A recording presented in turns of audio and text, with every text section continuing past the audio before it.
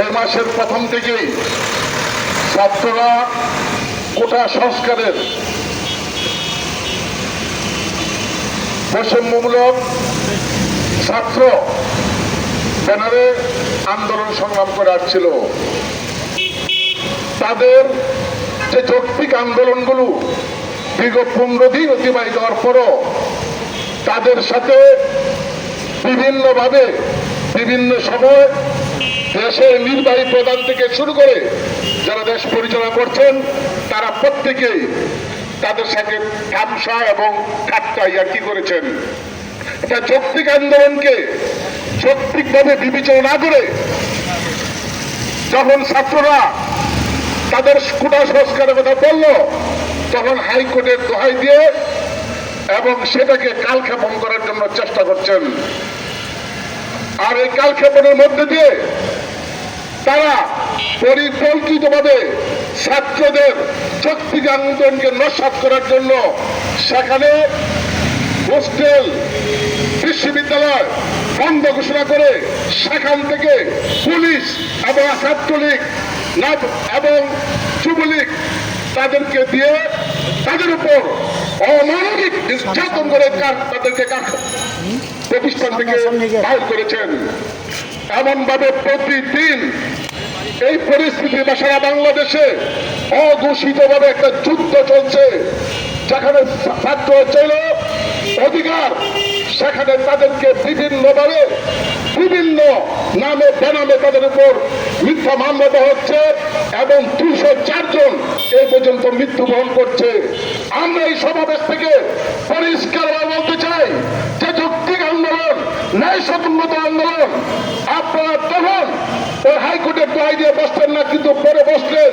বসার পরও তারা যে দাবিগুলো দিয়েছিল পরবর্তীতে 4 দফা দাবি দিয়েছে অর্থবন্ধ সেনা বাস্তবায়ন করার জন্য কোনো কণ্ঠপাত করছেন না, বরঞ্চ আপনারা দমন পীড়ন করে সেখানে সেনাবাহিনী নৌবাহিনী কারফিউ জারি করে একটা বাংলাদেশকে অকার্যকর স্বাধীন বাংলাদেশকে সেটা সৃষ্টি করেছেন।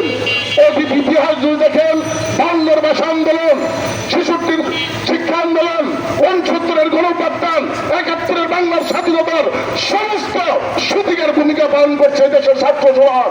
ছাত্ররা পথ দেখাইছে, ছাত্ররা এই দেশের শক্তির আন্দোলনে তাদের পথ প্রদর্শন করেছে আর আমরা সাধারণ মানুষ তাদের পক্ষে দাঁড়িয়েছি। ইতিপূর্বে বিভিন্নভাবে পরিবেশন করে আমাদের নারায়ণগঞ্জ বহু ছাত্র মৃত্যুবরণ করেছে এবং সেখানে একজন বাচ্চা সেখানে গুলিবিদ্ধ হয়ে মৃত্যুবরণ করেছে। এইভাবে সারা বাংলাদেশে তাদের উপর যে নিপীড়ন নির্যাতন হত্যা চলছে অবিলম্বে তা বন্ধ করুন এবং তাদের যে যৌক্তিক যে দাবিগুলি আছে সেটা নিয়ে বসে আমরা পূর্বেই বলেছিলাম আলোচনা করুন, কথা বলুন, কথা বলে তাদের যৌক্তিক আন্দোলনগুলো সেখানে কিভাবে যৌক্তিক প্রক্রিয়া দেওয়া যায় সে ব্যবস্থা করুন।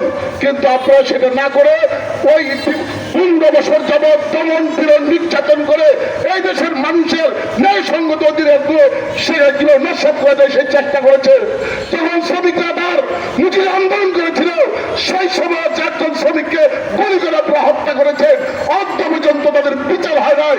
আমরা এই সমাবেশ থেকে এই পর্যন্ত আপনারা ক্ষমতা আসার পর যে হত্যা নির্যাতন নিপীড়ন মিথ্যা মামলা দিয়ে যে তাদেরকে হত্যা করেছেন অবিলম্বে বিচার বিভাগীয় তদন্ত করে তাদের বিচার করতে হবে এবং তাদের হোস্টেল খুলে দিয়ে ইন্টারনেট চালু করে সমস্ত জনমানুষের যে সংকট দ্রব্যমূল্যের যে উদ্যোগতি দেশের যে দুর্নীতি লুটপাট দেশের টাকা বিদেশে পাচার তাদের পক্ষে জন্য অবস্থান করছেন দিবালোকের মতো সেই স্পষ্ট দেওয়া হয়ে গেছে।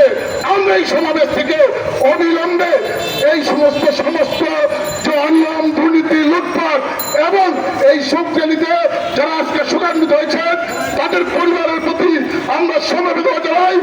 আর তাদের যে যৌক্তিক আন্দোলন সেই আন্দোলনকে যেহেতু যৌক্তিক মনে করেছেন যে হত্যাকাণ্ড যারা করেছেন তাদের অবিলম্বে তাদের আইনের আওতায় এনে বিচার বিভাগীয় তদন্ত করে তাদের বিচার করুন।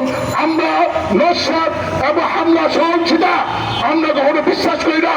গণতান্ত্রিক জোট এটা নিয়মতান্ত্রিক ভাবে আন্দোলন করে সংগ্রাম করে আন্দোলন সংগ্রাম করার মধ্য দিয়ে এদেশের মানুষ তার যৌক্তিক অধিকার প্রতিষ্ঠা করেছে, যৌক্তিক অধিকার আদায় করেছে। আমরা গণতান্ত্রিক জোট সেই পথে আসছি।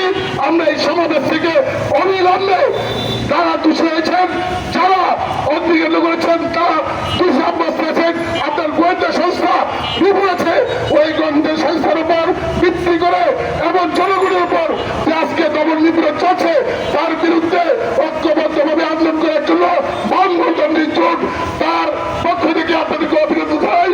আসুন ঐক্যবদ্ধভাবে দুর্নীতি, লুটপাট, দুঃশাসন এবং হত্যার যে কাণ্ড করেছেন তার বিরুদ্ধে প্রতিবাদ করে তুলে আগামী দিনে এই সরকার, প্রতিবাদী সরকার এবং যে বিরাট বোর্ডে সরকার 2013-14 সালে, 2018 সালের নির্বাচন, 2024 সালের জনগণের বিচ্ছিন্ন যে সরকার ক্ষমতা এসে যে রাষ্ট্র পরিচালনা করেছেন তার বিরুদ্ধে প্রতিরোধ করে তুলে অভিযানের জন্য সংগ্রাম করবেন এই প্রতিশ্রুতি রেখে সবাইকে ধন্যবাদ জানিয়ে আগামী দিনের ন্যায় সংগ্রহ আন্দোলন সংগ্রামে আমরা বামপন্থীকে শক্তিশালী করে দুর্বল আন্দোলন করে তুলবেন এই কথা বলে সবাইকে ধন্যবাদ।